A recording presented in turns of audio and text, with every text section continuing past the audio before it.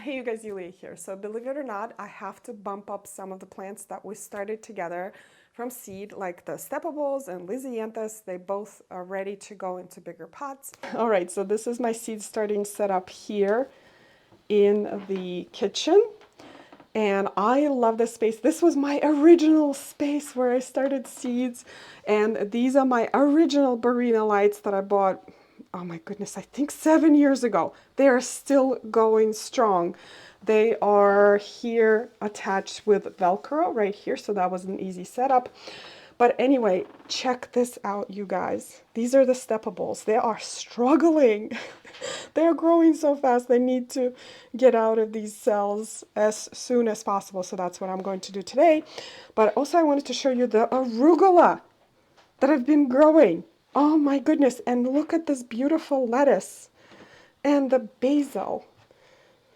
So you can definitely grow produce in the winter with no problem as long as you have really good lights. Also, check out this streptocarpus. I mean, talk about color right now. Also, my Lisianthus. They do not look that hot, but they usually don't, especially at this time. But I'm going to bump them up today because they have set of first true leaves. I know you cannot tell. Those plants are almost 2 months old, you guys. That's why nobody plants or grows Lisianthus from seed, because they are a struggle bus. But you know what? Their root system is really big and they're ready to be bumped up. So what I'm going to do next is bump these babies up, and also Lisianthus. Oh, one more thing I wanted to show you. I have this one more spot in the kitchen, and this is purely decorative. This is for my succulents that get so stretched out in the winter. So I have more lights here, and these are also Barrina, but these are magnetic. So there are, see the little magnets right there? So you could just do this, and it's like a perfect little spot here. I'm not crazy about the wires, and I'm sure there's a way that you can kind of hide them, but I have been enjoying these succulents for weeks and weeks, and they are loving their life. Look how pretty. Here's my basement setup. This is where I start seeds. I take cuttings of plants. I overwinter some plants for containers. So I have some right there that I'm going to start taking cuttings off. I have some here. I have my amaryllis that are spent or done blooming. They go on the bottom shelf because they need a lot of light. And over here, this is where the most fun is happening this winter. So if you guys remember, Barrina sent me this, it's like a greenhouse with lights. And I have been so happy with this. So you can see it is quite warm in there. We have a cold and drafty house.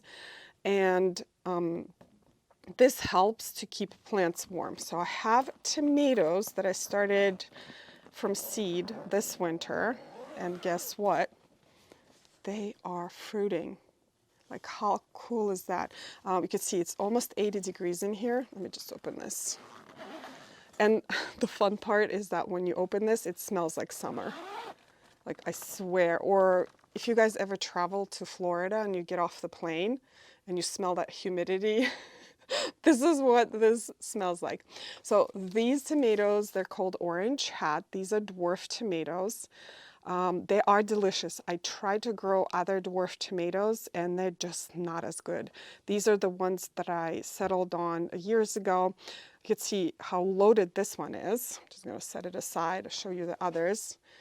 You can see what kind of perfection this one is. So they only grow to about 10 inches tall.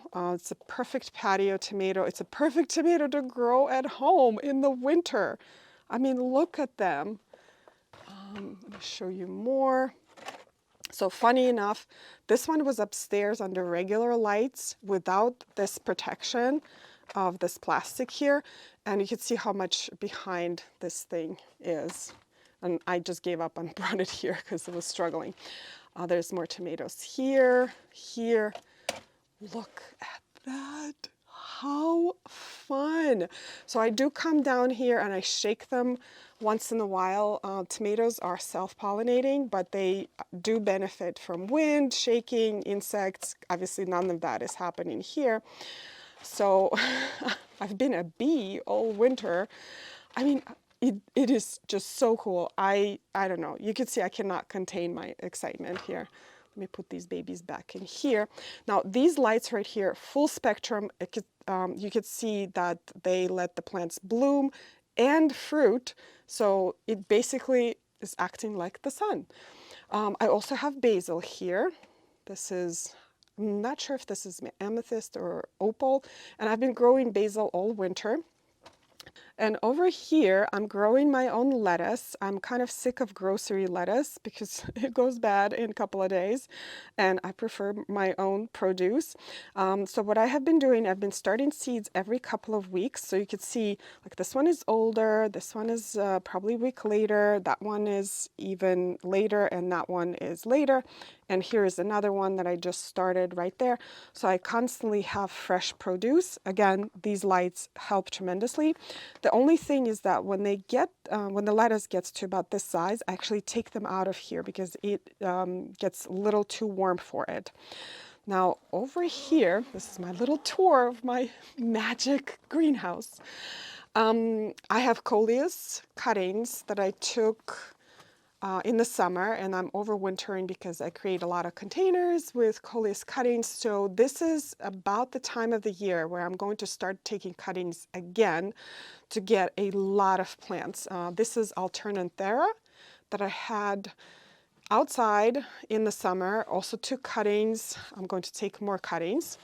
There's Lisianthus Barrina right there. Beautiful container plant. You can see kind of like a silverish foliage. I mean, just looking at plants right now makes me so happy because it is so cold and gray and just not hospitable outside. So I started taking cuttings of other Lisianthus. You can see right there, they are in water. They will root in about a week. So I will start planting them up and then taking cuttings again.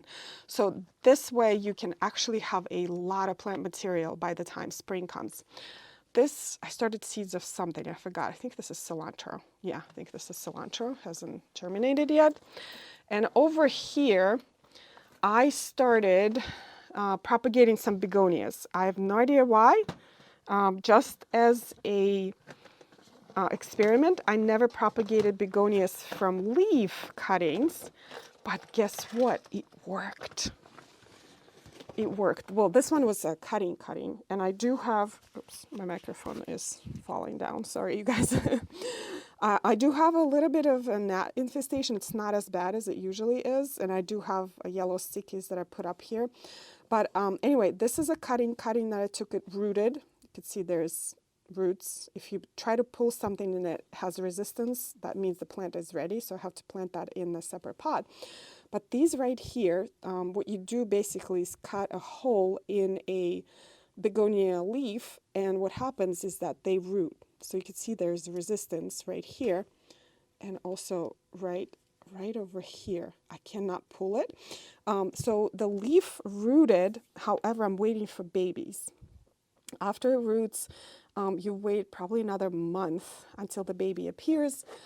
So that was very interesting to see how that works, because I've read about that a million times, that you can propagate your begonias, like this one right here, from a leaf, but it takes a long time. It takes about 2 to 3 months to get a plant.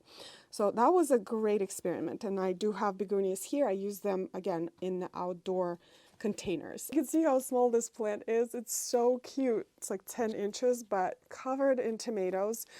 This is 1 plant per pot. The others are 2 plants per pot. I'm not sure why I didn't bump them up.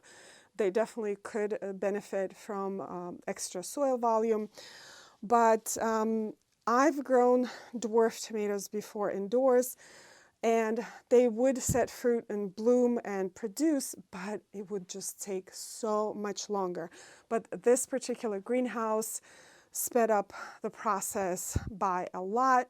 I just love when I open it. It smells like summer, and the tomatoes smell like summer as well. So I will put a link in the description down below for this particular system and all of the other Barrina lights that I've used. And I've used Barrina lights for years and years. I only left one T5 light right there. You can see it's kind of sentimental to me. It was pre-COVID. But the problem with T5s is that they burn out a lot faster. So I have to change that bulb every 6 months. I have not, well, this is a new system, so I haven't changed anything here yet. But the other Barrina lights, like the ones I showed you upstairs, I've had for 7 years. And they're still operating. There's nothing wrong with them. Another problem with lights like that is that they contain harmful gases. So whenever I have to recycle them, once they're done, I have to find some sort of hazardous facility to recycle. So it gets pretty complicated.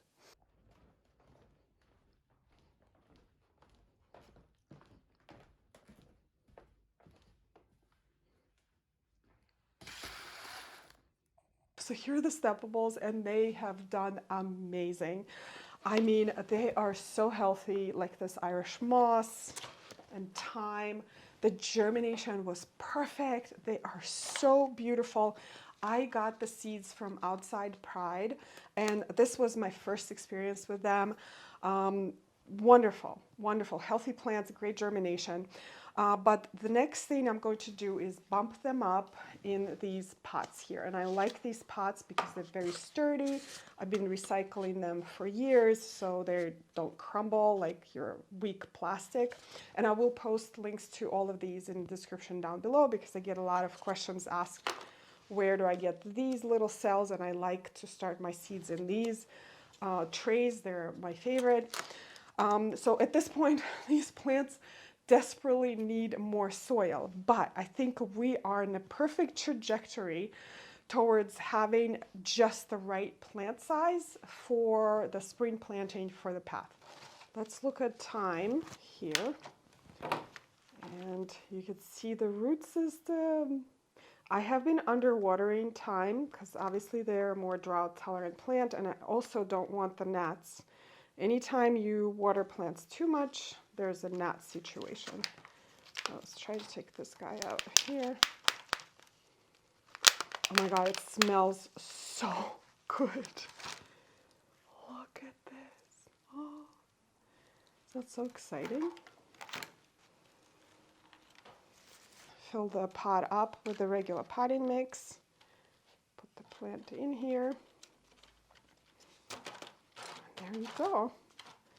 Just gonna keep on growing.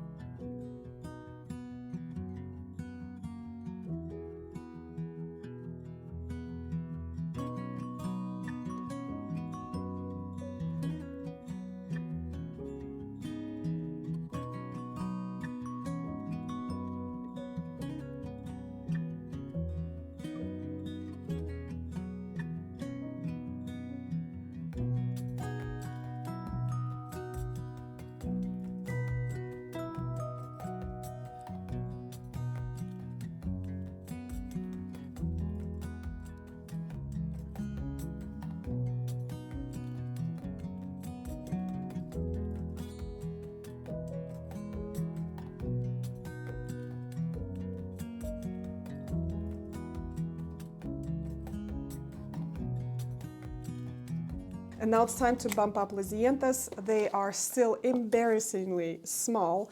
I started these at the end of December. I made a video on that, all of the steps on how to grow Lisianthus from seed. I will put that video in the description down below. But they actually have their first set of true leaves, so there is progress. And this is about time when I bump them up for the first time.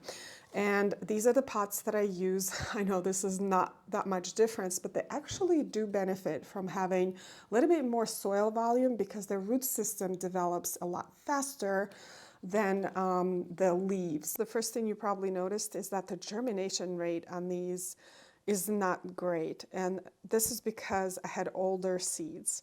And Lisianthus seeds are pelleted, and most of the pelleted seeds expire quite fast. But I mean, this is still not bad. Okay, let's check what the root system looks like. I'm using a chopstick for this. Let's see. Oh, look at that beautiful root. And Lisianthus develop their roots a lot more than the tops. So the first couple of months, they mostly grow the roots. And I always say roots over shoots. How cute is that? So this is already a set of true leaves. There's another set coming, so those are going to be a lot bigger. In a few weeks after this guy settled in here, I'm going to start fertilizing them.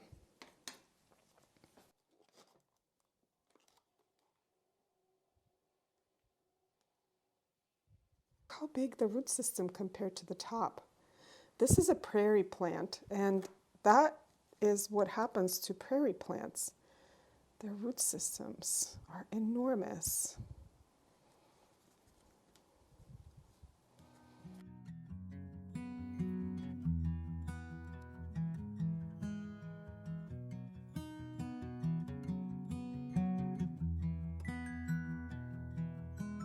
Welcome to my plant farm.